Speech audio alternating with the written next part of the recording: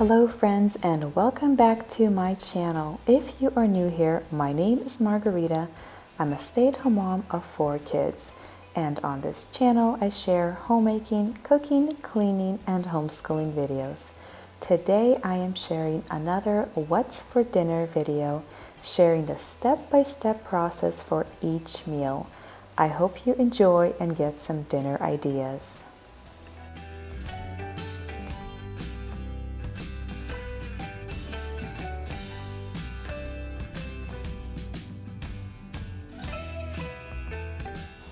On Sunday we had smoked salmon, and with smoked fish I like to serve baby potatoes.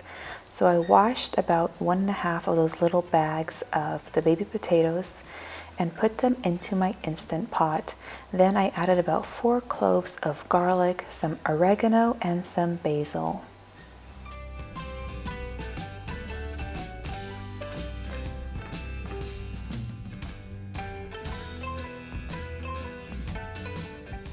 I also browned 1 stick of butter, and then I added some salt, pepper, and paprika to the potatoes.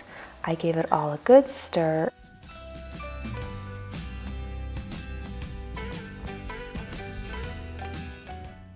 Next, I added 1/3 cup of chicken broth, the browned butter, and gave everything a good stir. I cooked this in the Instant Pot for 7 minutes with a quick release. Next, I got started on my cabbage, cucumber, and corn salad. I'm just dicing up some cabbage. I'm also going to use half of an English cucumber, a couple sprigs of green onions, some fresh dill, and 1 can of drained corn. And for the dressing, I just mixed about 1 tablespoon of mayonnaise, 1 tablespoon of sour cream, some salt, and pepper. And I dress it right before serving, otherwise it gets pretty soggy.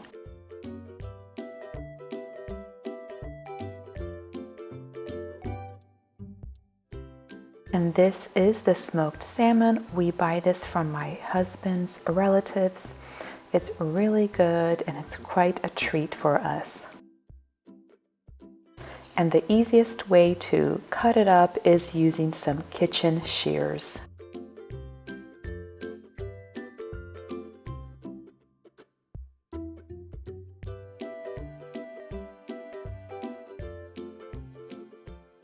So this is what Sunday's dinner looked like.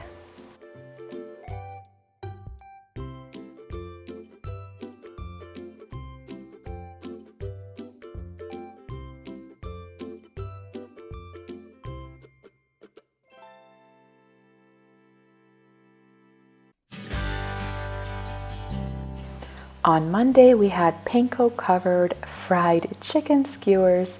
I prepped the meat ahead of time, so you may have seen that in my previous video, but it's just 4 chicken breasts that are cubed up, about 1/3 cup to 1/2 cup of mayonnaise, some garlic, pepper, salt, and paprika, and just give everything a really good stir.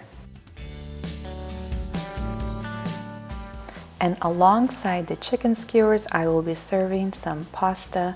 I love making pasta fresca. It is very easy. I actually fell in love with it when our local noodles and company used to carry it, but they don't make that anymore. So I had to find a recipe. So in a measuring cup, I add about 1/3 cup of olive oil, some balsamic vinegar, garlic, paprika, salt, and pepper, and just give everything a good stir, and I set it aside until I need it. Next, I put the marinated chicken breasts onto the wooden skewers. I do about 3 to 4 pieces per skewer.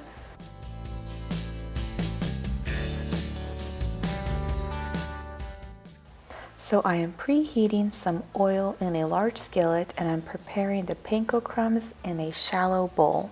I am also cooking the penne pasta at the same time as I am frying the chicken, and I just dread the chicken on both sides in the panko crumbs, and I fry them on medium to low heat until they are golden on both sides. Once my pasta is cooked, I drain it and add it back into the pot.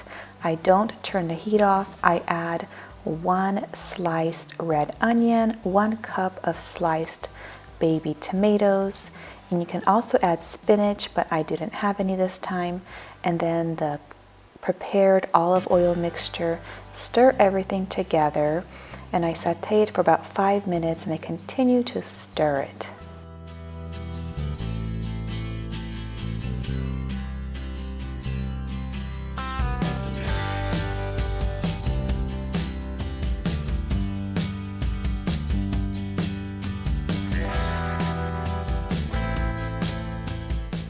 So while my chicken is frying up, I'm going to work on my salad. I'm just making a cucumber and tomato salad. I'm just dicing everything up, and I'm going to dress this with some avocado oil, some salt and pepper, and I'm going to toss it together at the last minute right before I serve dinner.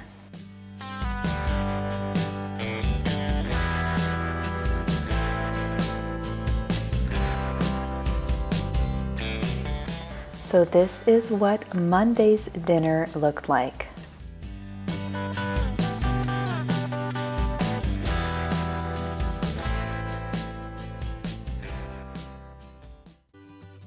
On Tuesday we had beef chili, and for beef chili I used 2 cans of beans, 2 cans of tomato sauce, 1 pound of ground beef, and 1 large onion that is diced, 2 bell peppers that are diced, and about 4 to 6 stalks of diced celery. And here I just prepared this ahead of time to make dinner a little easier on this day. So to my pot I added some avocado oil, then I'm adding my ground beef, some salt, pepper, and chili powder. And I'm just going to mix everything together and break it up with my little ground meat masher and just brown the meat.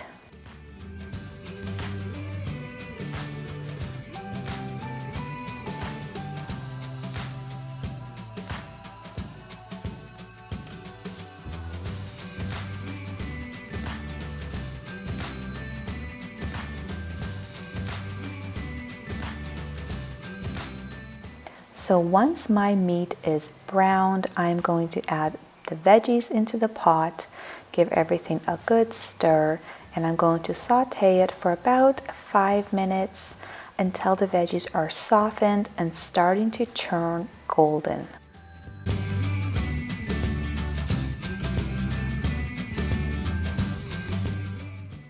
So next I dump 2 cans of tomato sauce into the pot. Then I add some water into each of the cans just to get all of the tomato sauce out of it. And then I'm adding my drained and rinsed beans. I give everything a good stir. I season it once more with some chili powder, some salt, pepper, and I add a couple of bay leaves. And I just wanted to mention that I do not add anywhere close to the amount of chili powder that most recipes call for, just because it gets very spicy and my kids eat the chili, so they do not like spicy food. So I turn the heat to low and I partially close the pot with a lid, and I'm going to simmer this for about 1 hour, and I'm going to stir about every 15 to 20 minutes just so it doesn't scorch on the bottom. And this is what it looks like after I cooked it for about 1 hour and 15 minutes. As you can see, all the water has evaporated. It's a lot darker in color. It's thick and so delicious. So this is what Tuesday's dinner looked like. On Wednesday, we had beef pelemeni, which are kind of like a beef ravioli, but this is a Russian dish. I like to make mine from scratch. I actually did this on Sunday just so I can easily have dinner ready on Wednesday, because it is one of my busiest days of the week. Now, there are hundreds of recipes online. I am sharing how I personally do this and how I like it. Now I'm adding 4 eggs into my stand mixers, a teaspoon of salt, 1.5 cups of water, and I whisked it all together, and then I switched my attachment to a dough hook, and I'm going to slowly add about 4 cups of flour until I get the desired consistency.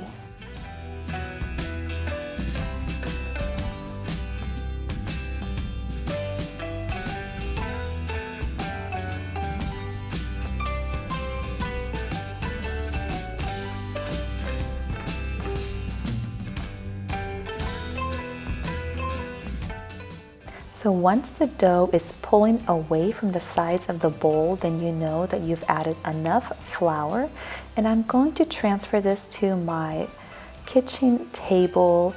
And I like to work with the dough on my table because my countertop has square tiles and the dough gets stuck in between and it's just a pain to clean. Next, I hand knead the dough with a little bit more flour just to make it not as sticky, and I cover it and let it rest as I work on my filling. For the filling, I'm using 1 large onion, 1 pound of ground beef, some salt and pepper, and I just give everything a good stir in my stand mixer. So this is definitely a labor of love, especially if it's just 1 or 2 people making these. I grew up in a large family and we had lots of helpers, so this process went a lot faster, but it's just me. But my family really appreciates it. They love this meal and they always ask for more, and I always make at least 2 dinners at a time, and I freeze these to be used whenever I'm in a pinch and I need to cook dinner really fast. And whenever I'm working with dough, Charlotte loves to join me. It's like Play-Doh but better. So I put the pelemeni on these metal trays that I got from IKEA, and they fit nicely into my freezer. And I freeze them, and once they're frozen, I transfer them into gallon-sized bags, just because it's easier to cook, and each gallon size is 1 meal for my family.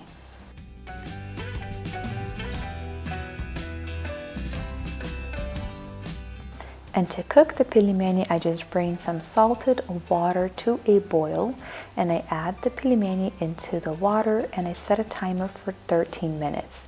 And by 13 minutes, this is what it should look like. And if you made your dough too thick, you may want to try one and taste one and add a minute or 2. And then I just transfer them into a bowl with about 2 tablespoons of butter and some pepper, and I just give everything a good toss.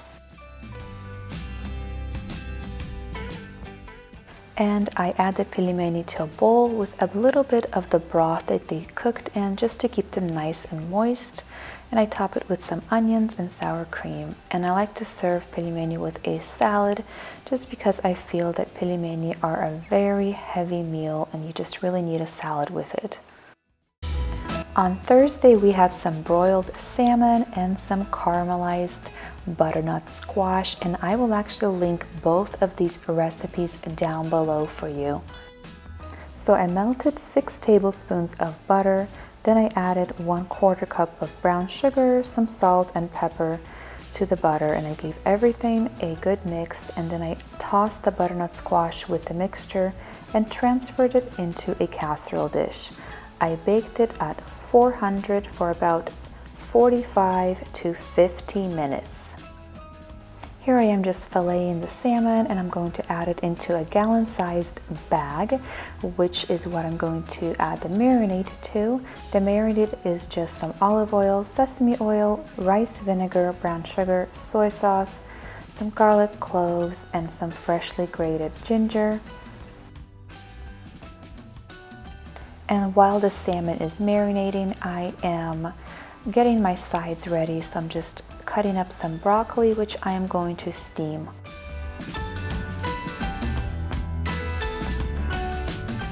I transferred my salmon to a casserole dish, and I'm going to broil it for about 10 to 12 minutes, and I'm also cooking some rice to go with it.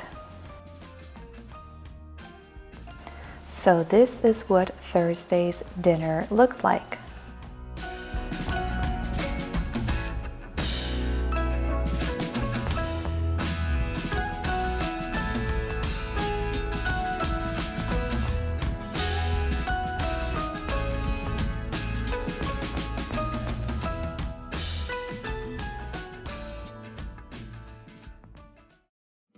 For today's dessert, I am making some cream puffs. So in a small pot, I just added 1 stick of butter and 1 cup of water, and I'm going to bring it to a boil.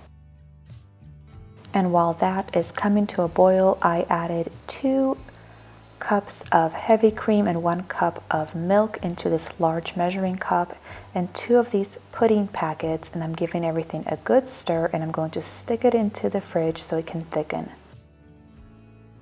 Meanwhile, I crack 4 eggs and prepare this for the dough mixture ahead of time. So once the butter and water has come to a boil, I turn off the heat and I add my 1 cup of flour, and I give everything a good stir, and just as you can see, everything's getting nicely combined and coming together. Then I transfer the dough into my stand mixer, and I'm going to use a paddle attachment, and I turn it on and I add the eggs one at a time.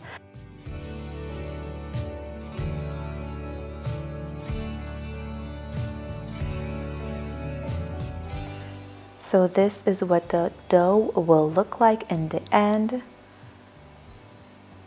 Then into a large sheet lined with parchment paper, I add about 1 teaspoon of the dough, and I just use my finger to push it off. And do not make these too big because they do double in size, as you can see. And I will add the recipe link down below in the description box for you. So once the cream puffs have completely cooled, I'm just using a serrated knife to slice about halfway into them. And then I am taking that pudding mixture that I've made ahead of time and putting it into a pastry bag.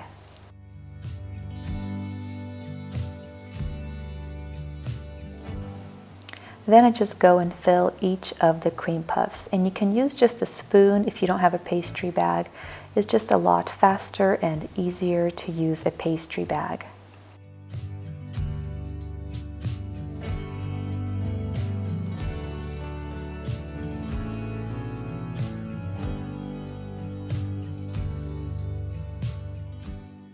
For Friday's dinner, we are having roasted turkey drumsticks. And I just put the drumsticks into this large roasting dish that I have, and I add some oil, pepper, and paprika and salt, and I'm just rubbing the spices into each drumstick.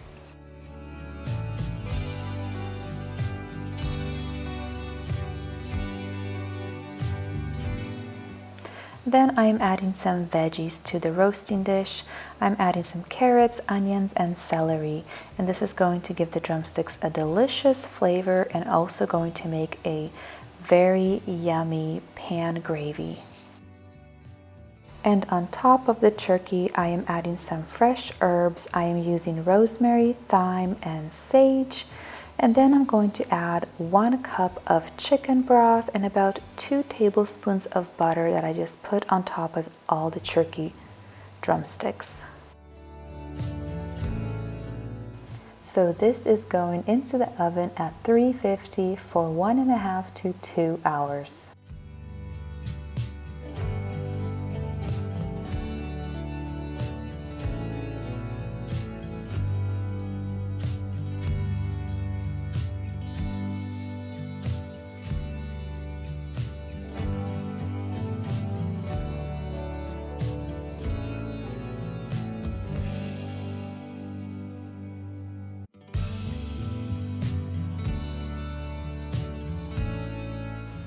Then I just make my gravy. I'm using the pan drippings, some carrots and onions and celery from the casserole dish, and I'm just going to blend everything up. And honestly, this is our favorite gravy. We can eat it up with a spoon.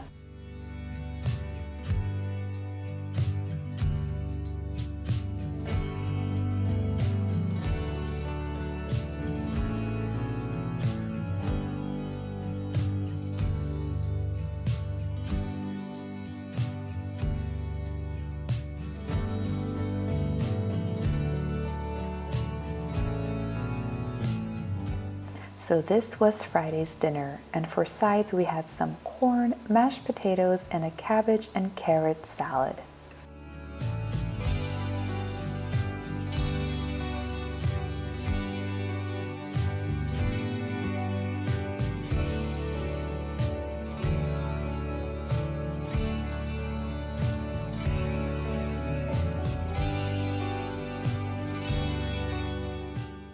And here are my beautiful cream puffs.